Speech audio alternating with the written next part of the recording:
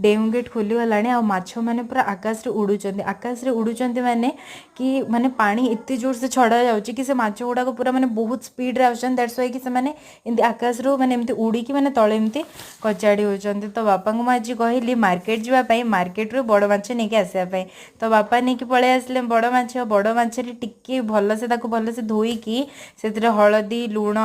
हूँ मेन तापर खुड़ी को मुझे कहली टी सोरिष तेल पकाइवाई से सोरिष तेल पकईकि से मैरिनेट करना किछि टाइम पर्यंत रखीदे। हल्दी देवार दीटा लाभ कि एक तो से माछ माने जो भी आमे जो भी नॉनवेज खाऊँ से बैक्टेरिया फ्री हो ऊपर से जिते आम से रांधिबा किंबा माने तेल रे छाणिबा कि भाजीबा तार कलर बहुत बढ़िया आसीबो। तापरे आमे आमे तो माने माछ को जिते भाजीबा सी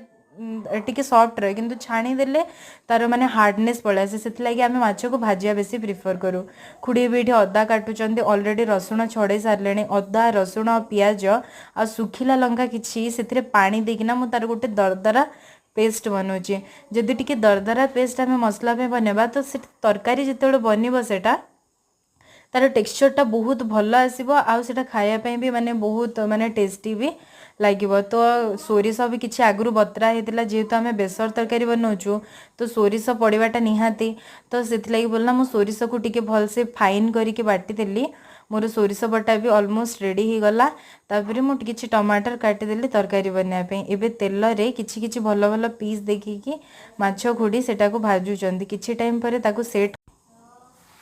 भल भल पीस देखिकी तेल रे खंडे खंडे माछ छाड़ुचंदी ताको किछि टाइम पई लाल हेबा पई हमें छाड़ीदबा आ ताको टिके माने बेसी कड़ा के भाजिले तार जो आईसिणिया गंधटा सेटा चली जाए। एबे छुई काटुचंदी छुई काटी माने छुई एथि पई कटा होची कि जदि सेटा को तरकारी रे टिके भाजी की पकेबो बोले छुई रो टेस्टटा बहुत आसे। बेसार तरकारी रे छुई आमे जदि पकेबा तार टेस्ट आ तार बास्नाटा बहुत बढ़िया लगे। आउ जदि बड़ साइज रो आलू थाए बड़ साइज रो आलू ताकू चारि फाळ करिकिना सेथिरे लाल माने लाल लाल करना भाजी कि से तरकारी पकेले बहुत भल लगे। एबे तो मु एति भजा तो कहीं देखि पारिबे पुणी रहूची जय जगन्नाथ।